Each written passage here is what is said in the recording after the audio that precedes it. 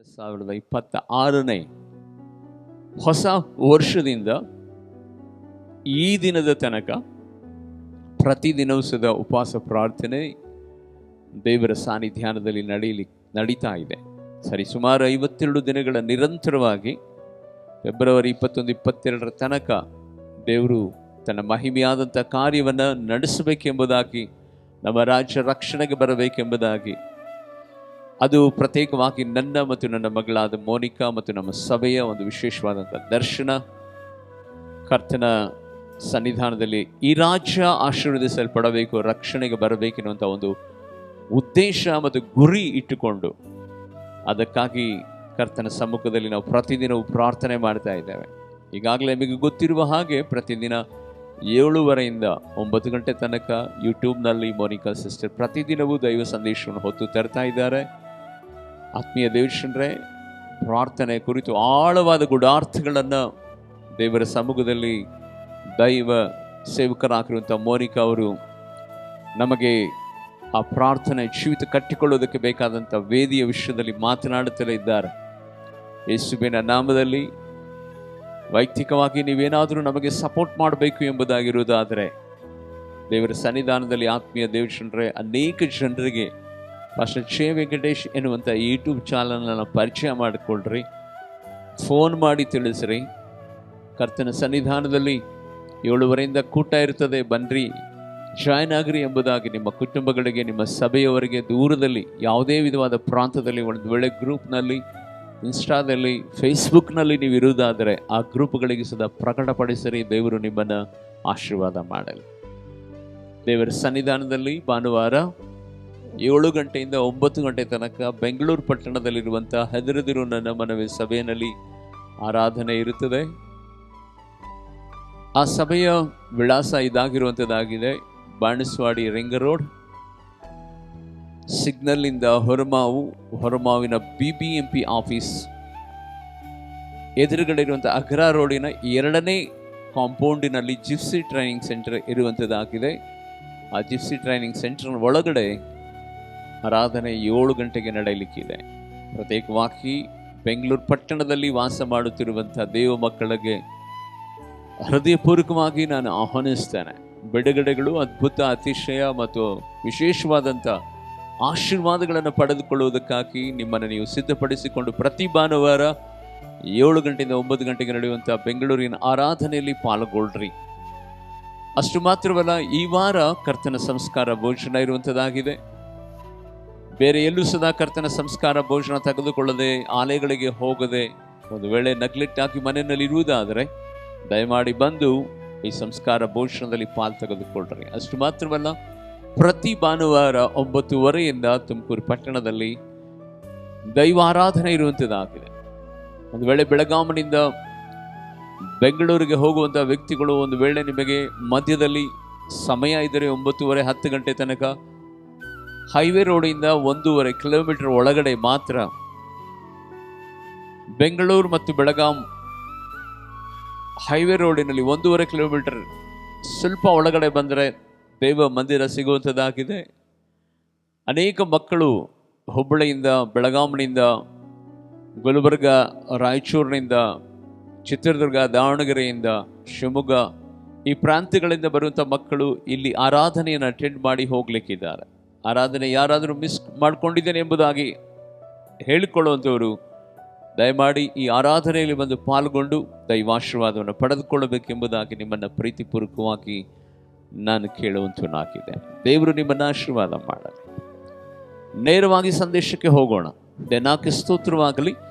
3 ಸ್ನೇಹಿತರು ಸಮುದ್ರದ ದಡದಲ್ಲಿ ಕೂತುಕೊಂಡು ತಮ್ಮ ಜೀವಿತದಲ್ಲಿ ನಡೆದಂಥ ಘಟನೆಗಳನ್ನು ಮಾತನಾಡ್ತಾ ಇರ್ತಾರೆ. ಮೊದಲನೇ ಸ್ನೇಹಿತ ಹೇಳ್ತಾನೆ, ಈಗೋ ಇದೇ ಸಮುದ್ರದಲ್ಲಿ ನನ್ನ ಇಡೀ ಕುಟುಂಬ, ನನ್ನ ಹೆಂಡತಿ, ನನ್ನ ಮಕ್ಕಳು ಮುಳುಗಿ ಸತ್ತು ಹೋದರು ಎಂಬುದಾಗಿ ಮೊದಲನೇವನು ಮಾತನಾಡ್ತಾನೆ. ಎರಡನೆಯವನು, ಅಯ್ಯೋ, ನಾನು ಎಷ್ಟು ಪ್ರಾಣಕ್ಕಿಂತ ಹೆಚ್ಚು ಪ್ರೀತಿ ಮಾಡಿದಂಥ ನನ್ನ ಹುಡುಗಿ, ನನ್ನ ಪ್ರೇಯಸಿ ನನಗೆ ಕೈ ಕೊಟ್ಟು ಇನ್ನೊಬ್ಬನ ಜೊತೆಯಲ್ಲಿ ಮದುವೆಯಾಗಿ ಹೋದ್ಲು ಎಂಬುದಾಗಿ ಇನ್ನೊಬ್ಬ ಸ್ನೇಹಿತ ಹೇಳ್ತಾನೆ.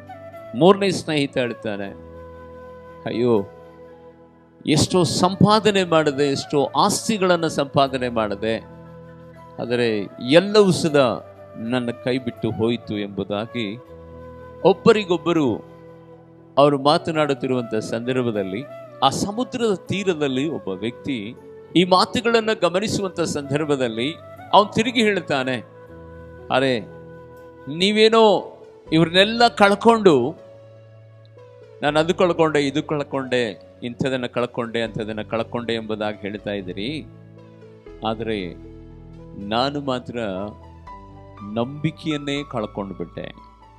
ನನ್ನಷ್ಟು ನೀವು ಯಾವುದನ್ನು ಸದಾ ಕಳ್ಕೊಳ್ಳಿಲ್ಲ. ನಿಮ್ಮೆಲ್ಲರಿಗಿಂತಲೂ ಸದಾ ಮಿಗಿಲಾಗಿ ನಾನು ಹೆಚ್ಚಿನದನ್ನು ಕಳ್ಕೊಂಡಿದ್ದೇನೆ ಎಂಬುದಾಗಿ ಹೇಳುವಾಗ ಆ ಮೂವರು ಹೇಳ್ತಾರೆ, ಹೌದು ಹೌದು ಹೌದು, ನಿಜವಾಗ್ಲೂ ಸದಾ ನಮಗಿಂತ ಜಾಸ್ತಿ ನೀನು ಕಳ್ಕೊಂಡ್ಬಿಟ್ಟೆ, ಹೆಚ್ಚಿನದನ್ನೇ ಕಳ್ಕೊಂಡ್ಬಿಟ್ಟೆ ಎಂಬುದಾಗಿ ಅವ್ರು ಹೇಳ್ತಾರೆ. ಹೌದು, ನಿರಾಸೆ ಉಳ್ಳವನಾಗಿ ಮನುಷ್ಯನು ಸದಾ, ಹೌದು ನಾನು ಹೆಚ್ಚಿನದನ್ನೇ ಕಳ್ಕೊಂಡ್ಬಿಟ್ಟೆ. ಈ ಮೂವರು ಈ ಲೌಕಿಕವಾಗಿ ಇರುವಂತ ಕಾರ್ಯಗಳನ್ನು ಕಳ್ಕೊಂಡ್ರು. ಒಬ್ಬನ ಹೆಂಡತಿ ಮಕ್ಕಳನ್ನು ಕಳ್ಕೊಳ್ತಾನೆ, ಇನ್ನೊಬ್ಬನು ತನ್ನ ಪ್ರೇಯಸ್ಸಿನ ಕಳ್ಕೊಳ್ತಾನೆ, ಇನ್ನೊಬ್ಬನ ತನ್ನ ಅಡು ಆಸ್ತಿನೆಲ್ಲ ಕಳ್ಕೊಳ್ತಾನೆ. ಆದರೆ ಇದನ್ನು ಕೇಳಿದ ಮನುಷ್ಯನ ಜೀವಿತ ನೋಡುವಾಗ ನಂಬಿಕೆನೇ ಕಳ್ಕೊಳ್ತಾನೆ. ನಂಬಿಕೆನೇ ಕಳ್ಕೊಂಡ ಅಂದ್ರೆ ಈ ಪ್ರಪಂಚದಲ್ಲಿ ಎಲ್ಲವನ್ನ ಕಳ್ಕೊಂಡ ಹಾಗೆ. ಮೊದಲು ದೇವರನ್ನೇ ಕಳ್ಕೊಂಡುತ್ತಾನೆ. ಯಾವಾಗ ನಂಬಿಕೆಯಲ್ಲಿ ನಾವು ಬಿದ್ದು ಹೋಗ್ತೇವೋ, ನಂಬಿಕೆನ ಕಳ್ಕೊಂಡ್ ಬಿಡ್ತೇವೋ, ಈ ಪ್ರಪಂಚದಲ್ಲಿ ಯಾರು ನಮ್ಮನ್ನು ಕಾಪಾಡ್ತಾರೆ, ಯಾರು ನಮ್ಮ ಜೊತೆನಲ್ಲಿ ಇರ್ತಾರೆ, ಯಾರು ನಮ್ಮನ್ನು ಸಂತೈಸ್ತಾರೆ? ದೇವರಿದ್ರೆ, ನಂಬಿಕೆ ಇದ್ರೆ ಒಂದಲ್ಲ ಒಂದು ದಿನ ದೇವಾ ಕರ್ತನೆ ನನ್ನನ್ನು ಕಾಪಾಡಪ್ಪ, ದೇವರೇ ನನ್ನನ್ನು ಸಹಾಯ ಮಾಡು, ನನ್ನ ಜೊತೆನಲ್ಲಿ ಯಾರು ಇಲ್ಲ, ಹೆಂಡತಿ ಮಕ್ಕಳು ಅಡು ಆಸ್ತಿ ಸಂಪತ್ತು ಪ್ರಿಯ ಪ್ರೇಯಸಿ ಯಾರೂ ಇಲ್ಲ ಎಂಬುದಾಗಿ ಕೇಳ್ಕೊಳ್ಬಹುದು. ಆದರೆ ಪರಿಪೂರ್ಣವಾದಂಥ ನಂಬಿಕೆಯನ್ನೇ ಕಳ್ಕೊಂಡ ಮೇಲೆ ದೇವರನ್ನೇ ಕಳ್ಕೊಂಡ ಹಾಗಲ್ವಾ? ದೇವರನ್ನೇ ಕಳ್ಕೊಂಡ ಹಾಗೆ. ಪ್ರೀತಿಯ ದೇವಚಂದ್ರೇ, ಯೇಸುವಿನ ನಾಮದಲ್ಲಿ ಇವತ್ತು ನನ್ನ ನಿನ್ನ ಬದುಕನ್ನ ಪರಾಮರ್ಶಿಸಿ ನಾವು ಒಂದು ಸಾರಿ ಯೋಚನೆ ಮಾಡಿ ನೋಡುವಂತವರಾಗೋಣ. ಈ ಲೋಕದಲ್ಲಿ ಅಣ್ಣ ತಮ್ಮ ಅಕ್ಕ ತಂಗಿ ಸ್ನೇಹಿತ ಬಂಧುವರ್ಗದವರು, ಬಿಸ್ನೆಸ್ ಮ್ಯಾನ್ಗಳು, ರಾಜಕಾರಣಿಗಳು, ಅಧಿಕಾರಿಗಳು, ಮಂತ್ರಿಗಳು, ಈ ಲೋಕದಲ್ಲಿರುವಂಥ ಗಣ್ಯ ವ್ಯಕ್ತಿಗಳು ಒಂದು ವೇಳೆ ನಮ್ಮ ಜೊತೆನಲ್ಲಿ ಎಷ್ಟೊತ್ತಿರಬಹುದು, ಎಲ್ಲಿ ತನಕ ಇರಬಹುದು, ಎಷ್ಟು ವಯಸ್ಸಿನ ತನಕ ಇರಬಹುದು, ಎಲ್ಲಿ ತನಕ ನಮ್ಮನ್ನು ಆಧರಿಸಬಹುದು. ಇವರೆಲ್ಲರೂ ತಮಗೆ ಬಲ ಶಕ್ತಿ ಅಥವಾ ತಮ್ಮಲ್ಲಿ ಹಣ ಅಂತಸ್ತು ಐಶ್ವರ್ಯ ಇರೋ ತನಕ ಕೆಲವೊಂದು ಸಮಯಗಳಲ್ಲಿ ಮಾತ್ರ ನಮಗೆ ಸಪೋರ್ಟ್ ಮಾಡಬಹುದು. ಆದರೆ ನಮ್ಮಲ್ಲಿ ನಂಬಿಕೆನೇ ಇಲ್ಲ ಅಂದ್ರೆ, ದೇವರೇ ಇಲ್ಲ ಅಂದ್ರೆ, ದೇವರ ಸಹಾಯ ಇಲ್ಲ ಅಂದ್ರೆ, ದೇವರ ದಯೆ ಇಲ್ಲ ಅಂದ್ರೆ ಒಂದು ಕ್ಷಣವಾದರೂ ಸುಧಾ ನಾವು ಉಸಿರಾಡಕ್ಕಾಗತ್ತಾ? ಒಂದು ಕ್ಷಣವಾದರೂ ಸುಧಾ ನಾವು ಈ ಲೋಕದಲ್ಲಿ ಜೀವಿಸೋದಕ್ಕೆ ಆಗತ್ತಾ? ಈ ಲೋಕದಲ್ಲಿ ಎಲ್ಲವನ್ನ ಕಳ್ಕೊಂಡ್ರು. ಇವತ್ತು ದೇವರಾತ್ಮನು ನನಗೆ ನಿನಗೆ ಹೇಳುತ್ತಿರುವಂತಹ ಸಂಗತಿಯನ್ನು ಗೊತ್ತಾ? ದೇವರನ್ನ ಮಾತ್ರ, ದೇವರ ಮೇಲಿನ ನಂಬಿಕೆಯನ್ನ ಮಾತ್ರ ಯಾವತ್ತೂ ಕಳೆದುಕೊಳ್ಳಬಾರದು, ಯಾವತ್ತೂ ಕಳೆದುಕೊಳ್ಳಬಾರದು. ಯಾಕೆ ಗೊತ್ತಾ? ಒಂದು ವೇಳೆ ನಾವು ಮನುಷ್ಯರನ್ನ ಕಳ್ಕೊಂಡ್ರೆ, ತಂದೆ ತಾಯಿ ಬಂಧು ಬಳಗದವರನ್ನ, ಅಣ್ಣ ತಮ್ಮಂದಿರನ್ನ, ಸಂಬಂಧಿಕರನ್ನ, ಸ್ನೇಹಿತರನ್ನ ಕಳ್ಕೊಂಡ್ರೆ, ಮತ್ತೆ ಒಂದು ವೇಳೆ ಅವ್ರು ನಮಗೆ ಸಿಗ್ತಾರೆ ಇರುವಂತ ನಂಬಿಕೆ ನಮಗಿಲ್ಲ. ಆದರೆ ಬೈಬಲ್ ಏನ್ ಹೇಳ್ತದೆ ಗೊತ್ತಾ? ನೀವು ಅವರೆಲ್ಲರಿಗಿಂತಲೂ ಸದಾ ಹೆಚ್ಚಾಗಿ ನನ್ನನ್ನು ಪ್ರೀತಿಸುವುದಾದರೆ ಅವರನ್ನ ತಿರುಗಿ ನೀವು ಪಡ್ಕೊಳ್ತೀರಿ, ಅವರನ್ನ ತಿರುಗಿ ನೀವು ಪಡ್ಕೊಳ್ತೀರಿ ಎಂಬುದಾಗಿ ದೇವರು ತನ್ನ ವಾಕ್ಯದಲ್ಲಿ ಆತನು ಪ್ರಕಟಪಡಿಸಿದ. ಪ್ರೀತಿಯುಳ್ಳ ದೇವಜನರೇ, ಲೌಕಿಕವಾಗಿ, ಭೌತಿಕವಾಗಿ, ಶಾರೀರಿಕವಾಗಿ, ಮಾನಸಿಕವಾಗಿ ಈ ಲೋಕದಲ್ಲಿ ಯಾವುದನ್ನ ಕಳೆದುಕೊಂಡ್ರೂ ಸದಾ ದೇವರ ಮೇಲೆ ನಾವು ನಂಬಿಕೆ ಇಡುವುದಾದರೆ ಖಂಡಿತವಾಗಿಯೂ ಒಂದಲ್ಲ ಒಂದು ದಿನ ದೇವರು ಅದನ್ನು ತಿರುಗಿ ಕೊಡುವುದಕ್ಕೆ ಶಕ್ತನಾಗಿದ್ದಾನೆ. ದೇವರು ಅದನ್ನು ಕಟ್ಟುವುದಕ್ಕೂ, ಅದನ್ನು ಸ್ಥಿರಪಡಿಸುವುದಕ್ಕೂ, ಅದನ್ನು ಸ್ಥಾಪಿಸುವುದಕ್ಕೂ, ಅದಕ್ಕೆ ಬೇಕಾದಂಥ ಎಲ್ಲ ವಿಧವಾದಂಥ ಕಾರ್ಯಗಳನ್ನು ನಡೆಸುವುದಕ್ಕೂ ಸಾಮರ್ಥ್ಯವುಳ್ಳವನಾಗಿದ್ದಾನೆ. ಈ ಪ್ರಪಂಚದಲ್ಲಿ ನಂಬಿಕೆಗೆ ಇರುವಷ್ಟು ಬಲ ಯಾವ ಆಸ್ತಿಗೂ ಇಲ್ಲ, ಯಾವ ಅಂತಸ್ತಿಗೂ ಇಲ್ಲ, ಯಾವ ಸ್ನೇಹಿತನಿಗೂ ಇಲ್ಲ, ಯಾವ ವಿಧವಾದಂತಹ ತಂದೆ ತಾಯಿಗಳಿಗೂ ಸದಾ ಇಲ್ಲ.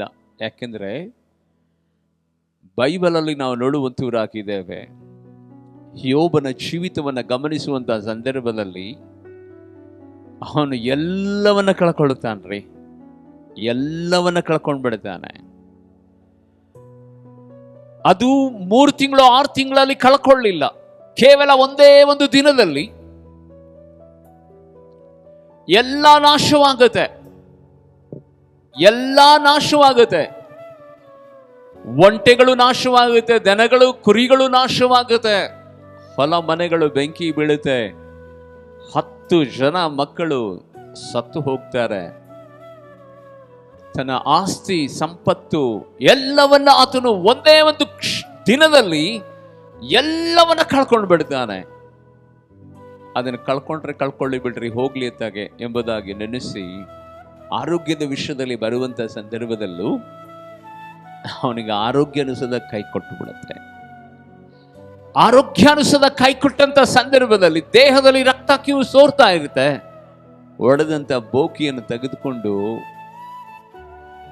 ತನ್ನ ದೇಹನ ಕೆರ್ಕೊಳ್ತಾ ಇರ್ತಾನೆ.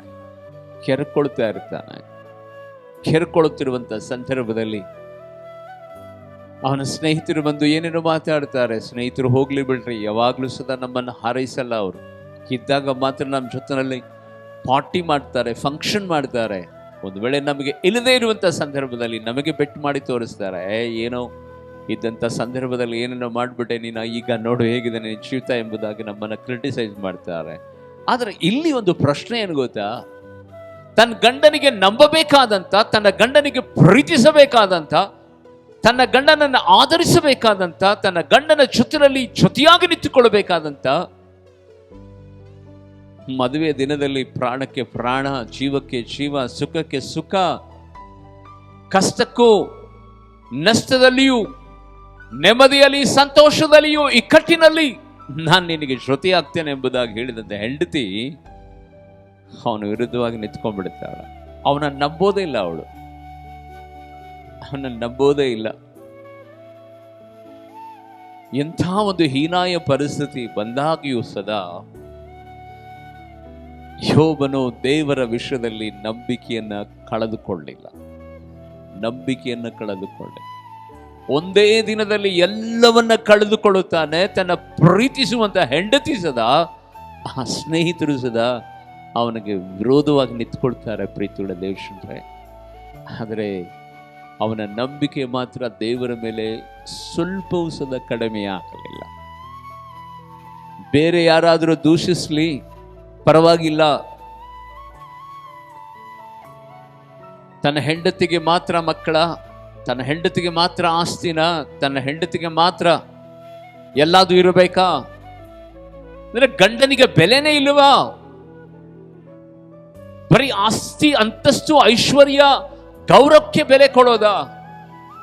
ಪ್ರಾಣಕ್ಕೆ ಪ್ರಾಣ, ಜೀವಕ್ಕೆ ಜೀವ, ಜೊತೆಯಾಗಿ ನಿಂತುಕೊಳ್ಳಬೇಕಾದಂತ ಹೆಂಡತಿ ದೇವರ ವಿಷಯದಲ್ಲಿ ಏನು ಹೇಳ್ತಿದ್ದಾಳೆ ನೋಡ್ರಿ. ಯೋಬನ ಪ್ರವಾದನ ಗ್ರಂಥ 2ನೇ ಅಧ್ಯಾಯದ 9ನೇ ವಚನ. 2ನೇ ಅಧ್ಯಾಯದ 9ನೇ ವಚನ. ಹೀಗಿರುವಲ್ಲಿ ಅವನ ಹೆಂಡತಿ ಅವನಿಗೆ ನಿನ್ನ ಯಥಾರ್ಥವನ್ನು, ನಿನ್ನ ಭಕ್ತಿಯನ್ನ, ನಿನ್ನ ಯಥಾರ್ಥತೆಯನ್ನ, ದೇವರನ್ನ ಪ್ರೀತಿಸುವುದನ್ನ ಇನ್ನೂ ಬಿಡಲಿಲ್ಲವೋ? ಇನ್ನು ಬಿಡಲಿಲ್ವಾ ನೀನು? ದೇವರನ್ನು ದೂಷಿಸಿ ಸಾಯಿ ಎಂದು ಹೇಳಿದಳು. ನೋಡಿ, ಹಲ್ಲೆಲೂಯಾ. ದೇವರನ್ನ ದೂಷಿಸಿ ಸತ್ತು ಹೋಗು ಎಂಬುದಾಗಿ ಹೇಳ್ತಾ ಇದ್ದಾಳೆ. ದೂಷಿಸಿ ಸತ್ತು ಹೋಗು ಎಂಬುದಾಗಿ ಹೇಳ್ತಾ ಇದ್ದಾರೆ. ನಿಜವಾಗ್ಲೂ ಯೋಬನನ್ನ ಪ್ರೀತಿಸುವಂತ ಹೆಂಡತಿಯಾಗಿರುವುದಾದ್ರೆ ಅವಳು ಏನ್ ಮಾಡಬೇಕಾಗಿತ್ತು? ಯಾಕ್ರಿ ತಲೆ ಕೆಡಿಸ್ಕೊಳ್ತೀರಾ? ಬನ್ರಿ ಊಟ ಮಾಡ್ರಿ, ಬಿಸಿ ಬಿಸಿಯಾಗಿ ಅಡುಗೆ ಮಾಡಿದ್ದೇನೆ, ಬನ್ರಿ ಸ್ನಾನಕ್ಕೆ ನೀರಿಡ್ತೇನೆ, ಬನ್ರಿ ಊಟ ಮಾಡ್ರಿ, ಬನ್ರಿ ನನ್ನ ಜೊತೆನಲ್ಲಿ, ನಿಮ್ಮ ತಲೆಗೆ ನನ್ನ ತೊಡೆ ಮೇಲೆ ಹಾಕ್ರಿ, ತಲೆ ದಿಂಬಾಗಿ ನಾನು ನಿಮ್ಮನ್ನ ಪ್ರೀತಿ ಮಾಡುತ್ತೇನೆ. ನೀವಿಲ್ಲದ್ರೆ ನನಗೆ ಯಾರಿದಾರ್ರಿ? ನನಗೆ ನೀವು, ನಿನಗೆ ನಾವು. ನಿನ್ ಬಿಟ್ರೆ ನನಗೆ ಯಾರು ಪ್ರೀತಿಸ್ತಾರ್ರಿ? ಬನ್ರಿ ನೀವು ಎಂಬುದಾಗಿ ಸಂತೈಸಬೇಕಾದಂತ ಹೆಂಡತಿ ಏನಂತ ಹೇಳ್ತಿದ್ದಾರೆ ದೇವರ ವಿಷಯದಲ್ಲಿ? ನಿನ್ನ ಯಥಾರ್ಥತೆಯನ್ನು ನೀನು ಬಿಡಲಿಲ್ಲವಾ? ಯಥಾರ್ಥತೆಯನ್ನ ನೀನು ಬಿಡಲಿಲ್ಲವಾ? ನಿನಗೆ ಬುದ್ಧಿ ಇದೆಯಾ? ಎಲ್ಲವನ್ನ ಒಂದೇ ಸಾರಿ ಕಳ್ಕೊಂಡಿದೀಯಾ? ಅಳು ಹೋಗ್ಲಿ, ಆಸ್ತಿ ಹೋಗ್ಲಿ, ಕುರಿತನಗಳು ಹೋಗ್ಲಿ, ಒಂಟೆ ಹೋಗ್ಲಿ, ಗೌರವ ಹೋಗ್ಲಿ, ಸಂಪತ್ತೆಲ್ಲ ಕರಗಿ ಹೋಗ್ಲಿ, ಅಯ್ಯೋ ನನ್ನ ಹೊಟ್ಟೆನಲ್ಲಿ ಹುಟ್ಟಿದಂತ 10 ಮಕ್ಕಳನ್ನ ನನ್ನ ಕಣ್ಣ ಎದುರಿನಲ್ಲಿಯೇ ಅವು ಸತ್ತು ಹೋದವು ಎಂಬುದಾಗಿ ನಾನು ನೆನೆಸುವಾಗ ನಾನು ಏನು ಮಾಡ್ಲಿ, ಯಾವ ರೀತಿಯಲ್ಲಿ ಬದುಕಲಿ? ಇಷ್ಟೆಲ್ಲ ಕೇಳನ್ನ ಮಾಡಿರುವಂತ ನಿನ್ನ ದೇವರನ್ನೇ ನೀನು ಪ್ರೀತಿಸ್ತೀಯಾ? ನಿನ್ನ ದೇವರ ಮೇಲೆ ನೀನು ನಂಬಿಕೆ ಇಡ್ತೀಯಾ? ಇನ್ನು ದೇವರು ದೇವರು ದೇವರು ಎಂಬುದಾಗಿ ಇನ್ನೂ ನಿನ್ನ ಯಥಾರ್ಥತೆಯನ್ನು ಬಿಡ್ತಾ ಇಲ್ವಾ? ನೀನು ಬೇಕಾದ್ರೆ ಸತ್ತು ಹೋಗು, ದೇವರು ದೇವರು ಅಂತಾರೆ ಹೇಳಿ ನೀನು ಸತ್ತು ಹೋಗು, ದೂಷಿಸಿ, ದೇವರನ್ನ ದೂಷಿಸಿ ಸತ್ತು ಹೋಗು ಎಂಬುದಾಗಿ ಅವನನ್ನ ಮತ್ತೆ ನೋಯಿಸ್ತಾರೆ. ಆತ್ಮೀಯ ದೇವಜನರೇ, ಇವತ್ತು ಸದಾ ಅನೇಕ ಕುಟುಂಬಗಳನ್ನು ನೋಡುವಂತ ಸಂದರ್ಭದಲ್ಲಿ ಇದ್ದಾಗ ಯಾವಾಗಲೂ ಸದಾ ದೇವರನ್ನ ಯಾರೂ ದೂಷಣೆ ಮಾಡಲ್ಲ. ಶೋಧನೆಗಳು ಬಂದಾಗ, ಕಷ್ಟಗಳು ಬಂದಾಗ, ಹೋರಾಟಗಳು ಬಂದಾಗ ದೇವರ ವಿರುದ್ಧವಾಗಿ ಮಾತನಾಡೋದಕ್ಕೆ ಪ್ರಾರಂಭ ಮಾಡಿಬಿಡ್ತಾರೆ. ದೇವರ ವಿಷಯದಲ್ಲಿ ತಪ್ಪು ತಿಳುವಳಿಕೆ ತಿಳ್ಕೊಂಡ್ಬಿಟ್ಟಿರ್ತಾರೆ. ದೇವರ ವಾಕ್ಯ ಗೊತ್ತು, ಈ ಲೋಕದಲ್ಲಿ ಆತನ ಹಾಗೆ ಪ್ರೀತಿಸುವಂತವರು, ದಯೆ ತೋರಿಸುವಂತವರು, ಕರುಣೆ ತೋರಿಸುವಂತವರು, ಯಾವ ಕೇಡು ನಮ್ಮ ಮೇಲೆ ಬರಬಾರದ ಹಾಗೆ ನಮ್ಮನ್ನ ಹಗಲು ರಾತ್ರಿ ನಿದ್ರಿಸದೆ ತೂಕಡಿಸದೆ ಕಾಯುವಂತ ದೇವರೆಂಬುದಾಗಿ ದೇವರ ವಾಕ್ಯ ಎಲ್ಲರಿಗೂ ಗೊತ್ತು. ಆದರೆ ಕಷ್ಟದ ಸಮಯದಲ್ಲಿ ಆ ವಾಕ್ಯಗಳು ಜ್ಞಾಪಕಕ್ಕೆ ಬರಲ್ಲ. ನಂಬಿಕೆಯನ್ನು ಕಳ್ಕೊಂಡು ಬಿಡ್ತೇವೆ, ನಂಬಿಕಸ್ಥರಾಗಿರ್ತೇವೆ. ಕಷ್ಟದ ಸಮಯದಲ್ಲಿ ಶತ್ರು ಏನ್ ಮಾಡ್ತಾನೆ ಗೊತ್ತಾ? ಸೈತಾನನು ನಮಗಿರುವಂತಹ ಬಲಹೀನತೆಯನ್ನ ನೋಡಿ ಆ ಬಲಹೀನತೆಯಲ್ಲೇ ಬಿದ್ದು ನೀನು ಅಳಬೇಕು, ನೀನು ಕಣ್ಣೀರಿಡಬೇಕು, ನಿನಗ್ಯಾರಿದ್ದಾರೆ, ನಿನಗೆ ದಿಕ್ಕೇ ಇಲ್ಲ, ಎಲ್ಲವನ್ನು ಕಳ್ಕೊಂಡ್ಬಿಟ್ಟೆ, ನೀನು ಏಸು ಎಂಬುದಾಗಿ ಹೇಳಿನೇ ಈಗೋ ನಿನ್ನ ಅಕ್ಕ, ಅಣ್ಣ, ತಮ್ಮ, ತಂಗಿ ಎಲ್ಲ ಎಷ್ಟು ಚೆನ್ನಾಗಿದ್ದಾರೆ, ದೇವರು ಎಂಬುದಾಗಿ ನೀನು ನಂಬಿ ಹೋಗಿದೆಯಲ್ಲ, ದೇವ್ರು ನಂಬೋದಕ್ಕಿಂತ ಮುಂಚೆ ನೀನು ಚೆನ್ನಾಗಿದೆಯಲ್ಲ, ದೇವರು ನಂಬಿದ ಮೇಲೆ ಇಷ್ಟೊಂದು ಕಷ್ಟ ಬಂತಲ್ಲ, ಈಗಲೂ ಸದಾ ನಿನ್ನ ಯಥಾರ್ಥತೆಯನ್ನು ಬಿಡಲ್ವಾ? ಈಗಲೂ ಸದಾ ನೀನು ನಮ್ಮ ಕಡೆಗೆ ತಿರುಗಲ್ವಾ? ಶತ್ರು ಏನ್ ಮಾಡ್ತಾನೆ ಗೊತ್ತಾ? ಆ ಮಾತುಗಳನ್ನ ತಮ್ಮ ಸ್ವಂತ ಬಂಧುಗಳು, ಹೆತ್ತವರು, ಅಣ್ಣ ತಮ್ಮಂದಿರ ಬಾಯಿಂದಲೇ ನಮಗೆ ಚುಚ್ಚಿ ಮಾತನಾಡಿಸಿ ನಮ್ಮನ್ನ ಕುಗ್ಗಿಸುವುದಕ್ಕೆ ಪ್ರಯತ್ನಿಸ್ತಾನೆ. ಪ್ರೀತಿಯುಳ್ಳ ದೇವಜನರೇ, ಆ ಸಂದರ್ಭದಲ್ಲಿ ನಮ್ಮ ನಂಬಿಕೆಯನ್ನು ಯಾವತ್ತೂ ಸದಾ ನಾವು ಕಳೆದುಕೊಳ್ಳೋದಕ್ಕೆ ಹೋಗಬಾರದು. ಯಾಕೆಂತ ಹೇಳಿದರೆ, ಆ ಕಷ್ಟದ ಸಮಯಗಳಲ್ಲಿ ದೇವರು ನಮ್ಮನ್ನ ಕಷ್ಟದಲ್ಲಿಯೋ ಅಥವಾ ಕಣ್ಣೀರಿನಲ್ಲಿಯೋ ದುಃಖದಲ್ಲಿಯೋ ನಮ್ಮನ್ನು ಅಂತ್ಯಪಡಿಸುವುದಕ್ಕಾಗಿ ಆ ಕಾರ್ಯಗಳನ್ನು ನಮ್ಮ ಜೀವಿತದಲ್ಲಿ ತರಲ್ಲ.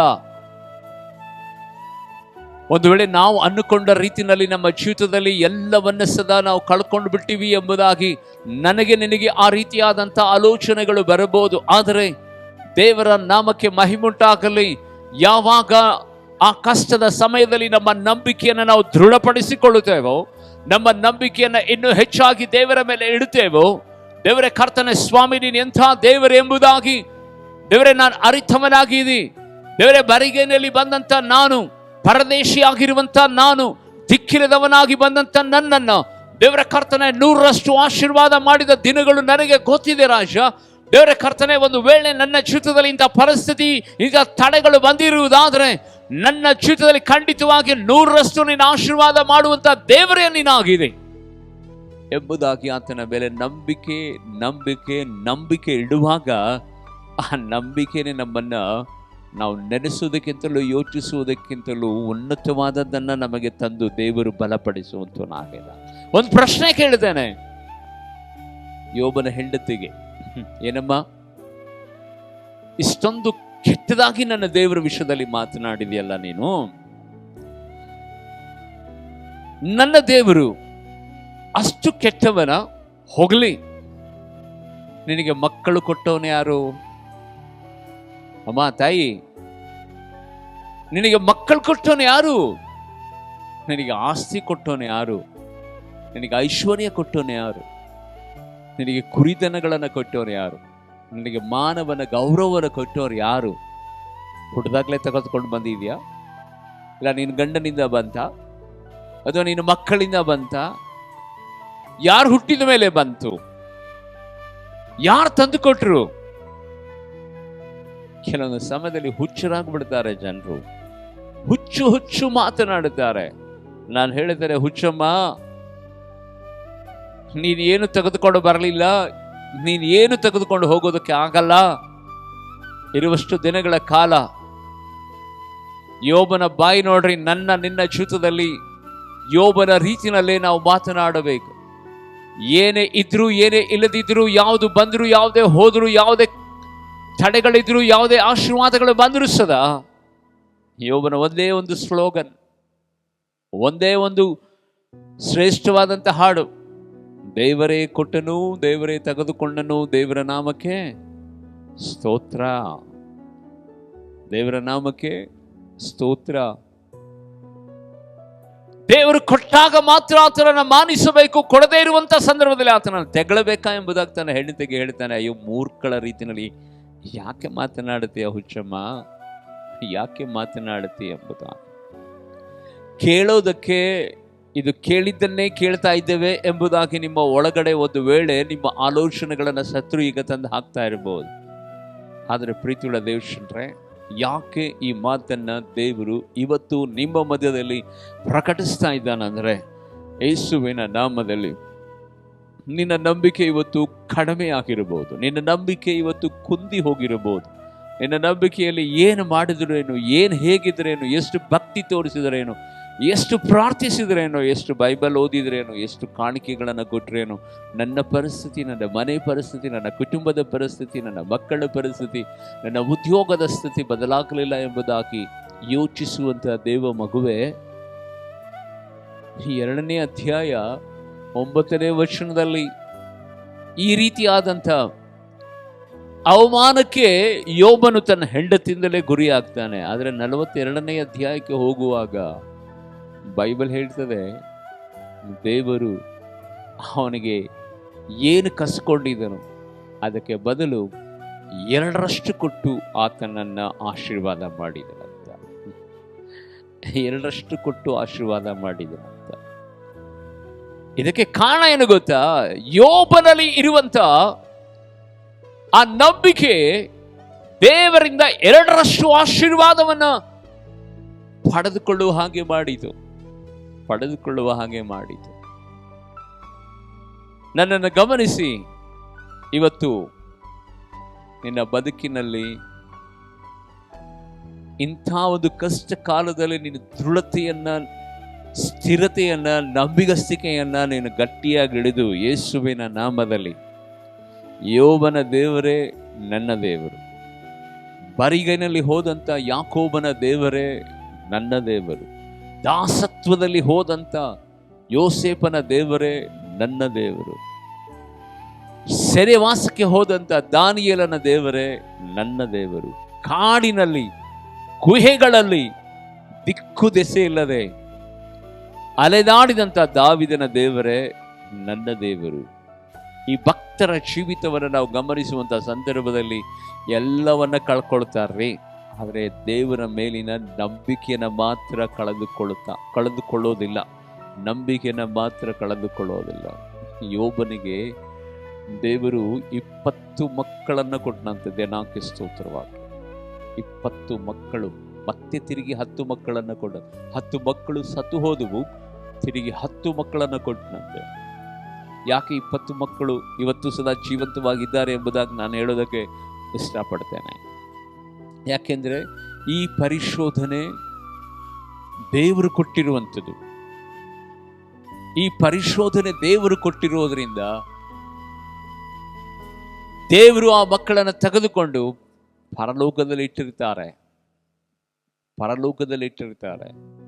ಅಪನಂಬಿಕೆಯ ಮಾತನಾಡಿದಂಥ ಯೋಬನ ಹೆಂಡತಿಗೆ ಮತ್ತೆ ತಿರುಗಿ 10 ಮಕ್ಕಳಿಗೆ ಗರ್ಭವತಿ ಆಗುವಂತೆ 10 ಮಕ್ಕಳನ್ನ ಅನುಗ್ರಹಿಸ್ತಾರೆ. ನನಗೆ ನಂಬಿಕೆ ಇದೆ. ಏನ್ ನಂಬಿಕೆ ಗೊತ್ತಾ? ಆಸ್ತಿ, ಅಂತಸ್ತು, ಐಶ್ವರ್ಯ ಎಲ್ಲ ದೇವರು ಡಬಲ್ ಪೋರ್ಷನ್ಸ್ ಅವನಿಗೆ ಕೊಡ್ತಾನೆ. ಮಕ್ಕಳನ್ನು ಸದಾ ತಿರುಗಿ ಕೊಟ್ಟಿದ್ದಾನಂತ ಹೇಳಿದರೆ, ದೇವರು ಕರ್ಕೊಂಡಂಥ ಮಕ್ಕಳು ಯಾವತ್ತೂ ಸದಾ ಅವರ ಆತ್ಮ ಪ್ರಾಣ ನಷ್ಟಪಡಿಸಲ್ಲ ದೇವರು. ಯಾಕೆಂದರೆ ಕ್ರಿಸ್ತನಲ್ಲಿ ಯಾರಾದರೂ ಇರುವುದಾದರೆ ಅವರು ನೂತನ ಸೃಷ್ಟಿ ಅಂತಾರೆ. ನಮ್ಮ ಪೂರ್ವಿಕರು ಯಾರು ಕ್ರಿಸ್ತನ ನಾಮದಲ್ಲಿ, ಯೇಸುವಿನ ನಾಮದಲ್ಲಿ ಅವರು ನಿದ್ರೆಗೆ ಜಾರಿದಾರೋ, ಆ ಜಾರಿರುವಂಥ ವ್ಯಕ್ತಿಗಳೆಲ್ಲರೂ ಸದಾ ಮರಣ ಅಂತ ಬೈಬಲ್ ಹೇಳೋದಿಲ್ಲ. ಥೆಸಲೋನಿಕ ಬರೆದ ಪತ್ರಿಕೆಯಲ್ಲಿ ಅಪೊಸ್ತಲ ಪೌಲನು ಹೇಳ್ತಾನೆ, ಇಗೋ ಲೋಕದ ಜನರ ರೀತಿಯಲ್ಲಿ ದುಃಖಿಸಬಾರದು, ಅವರು ಸತ್ತಿಲ್ಲ, ನಿದ್ರೆಗೆ ಜಾರಿದ್ದಾರೆ ಎಂಬುದಾಗಿ. ನಿದ್ರೆಯಲ್ಲಿರುವಂತಹ ಮಕ್ಕಳು ಪರಲೋಕದಲ್ಲಿ ತಂದೆಯ ದೇವರ ಬಲಗಡೆಯಲ್ಲಿ ಯೇಸು ಸ್ವಾಮಿಯ ಪಕ್ಕದಲ್ಲಿ ಅವರು ಸಹ ಇರುವಂತವರಾಗಿದ್ದಾರೆ. ಇಲ್ಲಿ 10 ಮಕ್ಕಳು ಮತ್ತೆ ದೇವರು ಆತನಿಗೆ ಕೊಡ್ತಾರೆ. ನಾನು ನೆನೆಸುತ್ತೇನೆ, ಈ 10 ಮಕ್ಕಳ ಜೊತೆನಲ್ಲಿ ಯೋಬನ ಹೆಂಡತಿ ಪರಲೋಕಕ್ಕೆ ಹೋಗುವಂತ ಸಂದರ್ಭದಲ್ಲಿ ಮತ್ತೆ ಆ 10 ಮಕ್ಕಳು ಡ್ಯಾಡಿ ಓ ಡ್ಯಾಡಿ, ನೀನು ಈಗ ಬಂದ್ಯಾ, ನಮಗೋಸ್ಕರವಾಗಿ ನೀನು ಯಜ್ಞಗಳನ್ನು ಯಾಗಗಳನ್ನು ಸಮರ್ಪಣೆ ಮಾಡ್ತಿದ್ದೆ.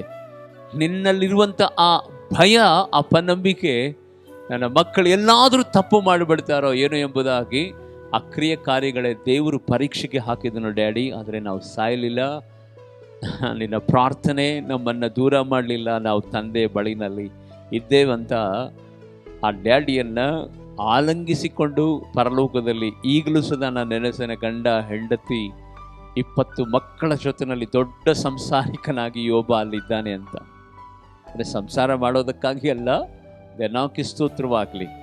ಕ್ರಿಸ್ತನಲ್ಲಿ ಇರುವಂಥ ದೇವ ಮಕ್ಕಳಿಗೆ ಯಾವ ನಷ್ಟವೂ ಆಗಲ್ಲ.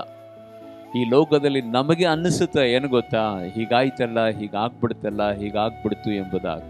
ಪ್ರೀತಿಯುಳ್ಳ ದೇವಶಂಡ್ರೆ, ಯೇಸುವಿನ ನಾಮದಲ್ಲಿ ಈ ಲೋಕದಲ್ಲಿ ನೀನು ನಂಬಿಗಸ್ತನಾಗಿ ಜೀವಿಸುವುದಾದರೆ, ಈ ಲೋಕದಲ್ಲಿ ಎಲ್ಲವನ್ನ ಕಳ್ಕೊಂಡ್ರು ದೇವರನ್ನ ಕೈ ಬಿಡದ ಹಾಗೆ ದೇವರೊಟ್ಟಿಗೆ ನೀನು ಜೀವಿಸಿ ಈ ಲೋಕದ ಯಾತ್ರೆಯನ್ನ ದೇವರಿಗೆ ಸಮರ್ಪಿಸಿ, ದೇವರೇ ಎಂಥ ವಿಧವಾದಂಥ ತಡೆಗಳು ನನ್ನ ಜೀವಿತದಲ್ಲಿ ಬಂದರೂ ಸದಾ ಯಾವುದೂ ಸದಾ ನನ್ನ ಮುಟ್ಟಕ್ಕಾಗಲ್ಲ. ಈ ಲೋಕದ ಪಯಣದಲ್ಲಿ ನನ್ನ ನಂಬಿಕೆಗೆ ಆಧಾರನು ನೀನು ದೇವರೇ. ನನ್ನ ನಂಬಿಕೆಗೆ ಕರ್ತನೆ ಸ್ವಾಮಿ ಶ್ರೇಷ್ಠನು ನೀನಾಗಿದೆ, ನಿನ್ನನ್ನು ಬಿಟ್ಟರೆ ನನಗೆ ಯಾರು ಬೇಡ ಎಂಬುದಾಗಿ ದೃಢ ಸಂಕಲ್ಪದಿಂದ ನೀನಿರುವಾಗ ದೇವರು ನಿನ್ನನ್ನು ಬಲಪಡಿಸುತ್ತಲೇ ಇರ್ತಾನೆ. ಜಲರಾಶಿ ಹಾಯುವಾಗ ಜೊತೆಯಲ್ಲಿ ನೀನಿರುವೆ, ಅಗ್ನಿಯಲ್ಲಿ ನಡೆಯುವಾಗ ಹತ್ತಿರವೇ ನೀನಿರುವೆ. ಜಲರಾಶಿ ಹಾಯುವಾಗ ಜೊತೆಯಲ್ಲೇ ನೀನಿರುವೆ, ಅಗ್ನಿಯಲ್ಲಿ ನಡೆಯುವಾಗ ಹತ್ತಿರವೇ ನೀನಿರುವೆ. ಮುಳುಗಿ ಹೋಗಲಾರೆ, ನಾ ದಹಿಸಿ ಹೋಗಲಾರೆ, ಮುಳುಗಿ ಹೋಗಲಾರೆ, ನಾ ದಹಿಸಿ ಹೋಗಲಾರೆ. ಏಸಯ್ಯ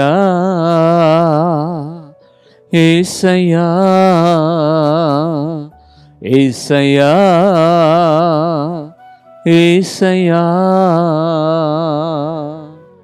ನನ್ನಲ್ಲಿ ಮಮತೆ ಇಟ್ಟು ನನಗಾಗಿ ರಕ್ತ ಸುರಿಸಿ, ನನ್ನಲ್ಲಿ ಮಮತೆ ಇಟ್ಟು ನನಗಾಗಿ ರಕ್ತ ಸುರಿಸಿ, ನನ್ನ ಪಾಪ ತೊಳೆದಿರುವೆ,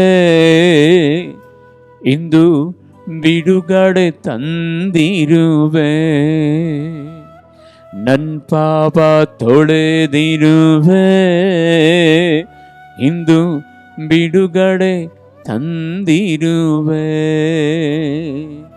ಏಸಯ್ಯ ಏಸಯ್ಯ. ಎಚ್ಚರಿಕೆಯಿಂದ ಗಮನಿಸು ದೇವರ ಮಗವೇ, ಆತನ ರಕ್ತ ನಿನಗಾಗಿ ಸುರಿಸಿದ್ದು ನೀನು ಕಷ್ಟದಲ್ಲಿ, ರೋಗದಲ್ಲಿ, ಕೊರತೆಯಲ್ಲಿ, ಸಮಸ್ಯೆಗಳಲ್ಲಿ ಇರುವುದಕ್ಕಾಗಿ ಅಲ್ಲ. ನಿನ್ನಲ್ಲಿ ದೇವರು ಮಮತೆ ಇಟ್ಟು ಪರಲೋಕವನ್ನು ತ್ಯಜಿಸಿ ಈ ಲೋಕದಲ್ಲಿ ಬಂದಿದ್ದು ನಿನ್ನ ಲೈಫನ್ನು ಕೇಳಿಗೆ ಸಿಲುಕಿಸುವುದಕ್ಕಾಗಿ ಅಲ್ಲ. ನಿನ್ನನ್ನು ಪ್ರಾಣ ಕೊಟ್ಟು ಪ್ರೀತಿಸಿದಾನಂದ್ರೆ ನಿನ್ನ ಪ್ರಾಣವನ್ನು ಆತನು ಕಾಪಾಡೋದಿಲ್ವಾ? ನಿನ್ನನ್ನು ಪ್ರಾಣ ಕೊಟ್ಟು ಆತನು ಪ್ರೀತಿಸಿದಾನಂದ್ರೆ ನಿನ್ನ ಮನೆಯನ್ನು ಆತನು ಕಟ್ಟೋದಿಲ್ಲವಾ? ನಿನಗೆ ಮಕ್ಕಳ ಭಾಗ್ಯವನ್ನು ಕೊಡೋದಿಲ್ವಾ? ನಿನ್ನ ಕೌಟುಂಬಿಕ ಜೀವಿತವನ್ನು ಆಶೀರ್ವಾದ ಮಾಡೋದಿಲ್ಲವಾ? ನಿನ್ನ ಶತ್ರುಗಳನ್ನು ಚದುರಿಸೋದಿಲ್ಲವಾ? ನಿನ್ನನ್ನು ಇಕ್ಕಟ್ಟಿನಿಂದ ಪಾರು ಮಾಡೋದಿಲ್ವಾ? ನಿನ್ನ ಕಣ್ಣೀರನ್ನು ಒರೆಸೋದಿಲ್ವಾ? ಮುಳುಗಿ ಹೋಗ್ತೇನೆ ಎಂಬುದಾಗಿ ಹೋದರೂ ಸದಾ ಇವತ್ತಿವರೆಗೂ ನೀನು ಮುಳುಗಲಿಲ್ಲ. ಬೆಂಕಿ ಅಂತ ಶೋಧನೆ ನಿನ್ನನ್ನು ಆವರಿಸಿದ್ರೆ ಸದಾ ನೀನು ಸುಟ್ಟು ಹೋಗಲಿಲ್ಲ.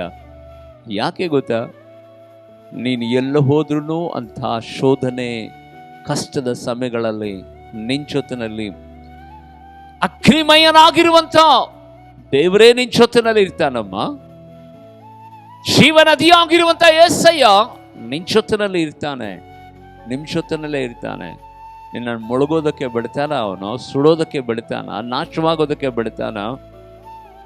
ಎಲ್ಲಿ ತನಕ ನೀನು ನಂಬಿಕೆಯಲ್ಲಿ ದೃಢವಾಗಿರ್ತೀಯೋ ಯಾವ ಶಕ್ತಿಗಳು ಸದಾ ನಿನ್ನನ್ನು ಮುಟ್ಟೋದಕ್ಕೆ ದೇವರು ಬಿಡೋದೇನೇ ಇಲ್ಲ. ಆತನಿಗಿಂತ ಬಲಿಷ್ಠನು ನಿನಗೆ ಬೇಕಾ? ಆತನಿಗಿಂತ ಸಹಾಯಕನು ಬೇಕಾ? ಆತನಿಗಿಂತ ಸಂತೈಸುವನು ನಿನಗೆ ಬೇಕಾ? ಆತನಿಗಿಂತ ತಿರುಗಿ ಕೊಡುವಂತ ಆಶೀರ್ವಾದ ಪೂರ್ಣನಾಗಿರುವ ದೇವರು ಇನ್ನೊಬ್ಬನ ಈ ಲೋಕದಲ್ಲಿ ಯಾರಾದರೂ ಇದ್ದಾರಾ? ನೆನೆಸೋದಕ್ಕೂ ಆಗಲ್ಲ.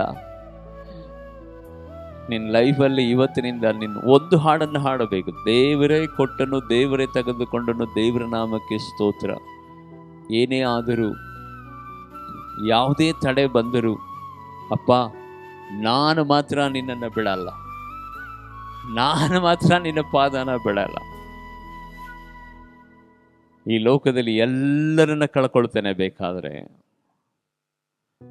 ನಿನ್ನನ್ನು ಮಾತ್ರ ನಾನು ಕಳ್ಕೊಳ್ಳಲ್ಲ ಎನ್ನುವಂಥ ಆ ನಂಬಿಕೆ ನಿನ್ನ ಒಳಗಡೆ ಬರುವುದಾದರೆ ಈ ಲೋಕದಲ್ಲಿ ಮಾತ್ರವಲ್ಲ, ಪರಲೋಕದ ಆ ಪ್ರಯಾಣ, ಆ ಪರಲೋಕದಲ್ಲಿ ಸೇರುವ ತನಕ ದೇವರ ಮಗುವೆ ನಿನ್ನ ಆತ್ಮ ಸ್ಥಿರವಾಗಿ ದೇವರು ಕಾಪಾಡಿ ಈ ಲೋಕದಲ್ಲಿ ಮನೆ, ಅಡು, ಆಸ್ತಿ, ಐಶ್ವರ್ಯ, ಬಂಗಲೆ, ಮಕ್ಕಳು, ಸಂಪತ್ತು ಈ ಲೋಕದ ಜೀವಿತದಲ್ಲಿ ಅದಷ್ಟಕ್ಕೆ ಸೀಮಿತವಾಗಿರ್ತದೆ. ಇದಕ್ಕಿಂತಲೂ ಮಿಗಿಲಾದದ್ದು ಪರಲೋಕ.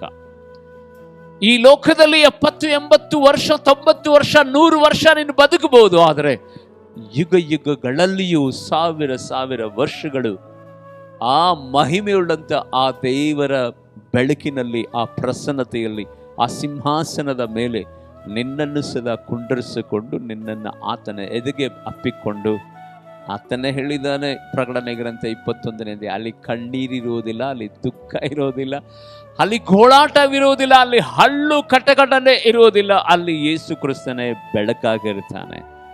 ಈ ಲೋಕ ನಮಗೆ ಸ್ಥಿರವಾದದ್ದಲ್ಲ, ಅಡು ಆಸ್ತಿ ಸ್ಥಿರವಾದದ್ದಲ್ಲ, ಯಾವುದೂ ಸ್ಥಿರ ಅಲ್ಲ. ನಮ್ಮ ಪ್ರಯಾಣ, ನಮ್ಮ ನಂಬಿಕೆ, ನಮ್ಮ ದೃಷ್ಟಿ ಆ ಲೋಕದ ಕಡೆಗೆ. ಕಣ್ಣುಗಳನ್ನು ಮುಚ್ಚಿ ಹೇಳೋಣ. ಏನ್ ಕಳೆದುಕೊಂಡರು ನಿನ್ನ ಕಳೆದುಕೊಳ್ಳಲಾರೆ, ಏನ್ ಕಳೆದುಕೊಂಡರು ನಿನ್ನ ಕಳೆದುಕೊಳ್ಳಲಾರೆ, ಜೀವವ ಕೊಟ್ಟವನೇ,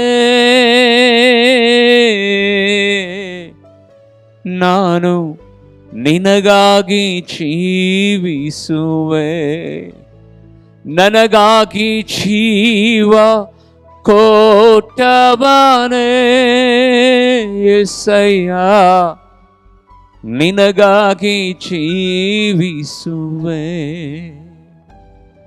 ನಿನಗಾಗಿ ಜೀವಿಸುವೆ. ಕಣ್ಣುಗಳನ್ನು ಮುಚ್ಚಿ ಪ್ರಾರ್ಥನೆ ಮಾಡೋಣ. ನನ್ನಲ್ಲಿ ನಂಬಿಕೆನೇ ಹೆಚ್ಚಿಸು ದೇವರೇ.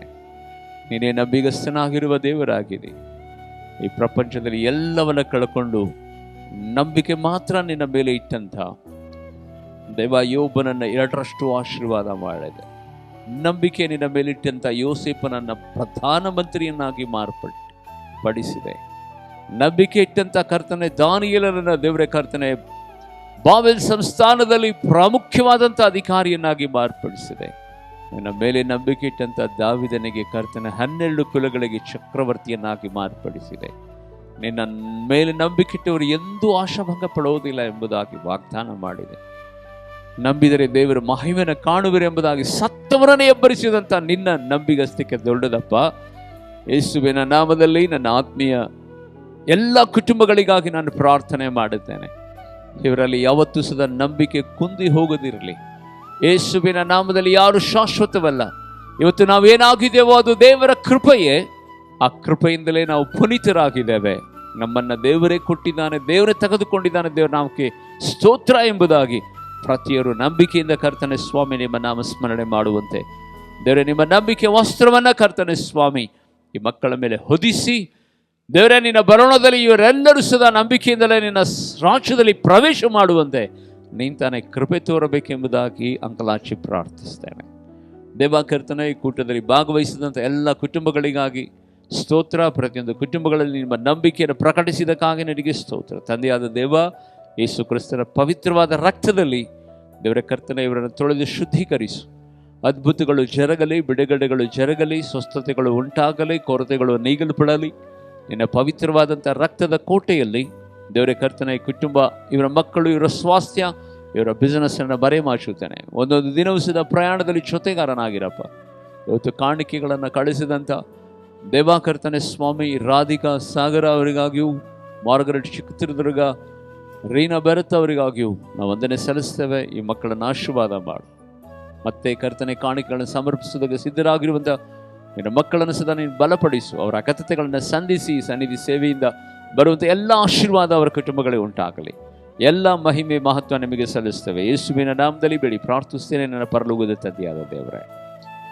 ದೇವರ ದಯೆ ಮತ್ತು ದೇವರ ಕೃಪಾ ಹಸ್ತ ನಿಮ್ಮನ್ನು ಯಾವಾಗಲೂ ಪರಿಪಾಲನೆ ಮಾಡಲಿ. God bless you all. ಈ ಸಂದೇಶವನ್ನು ಅನೇಕ ಜನರಿಗೆ ಶೇರ್ ಮಾಡಿರಿ. ದೇವರು ನಿಮ್ಮನ್ನು ಆಶೀರ್ವಾದ ಮಾಡಿ. God bless you.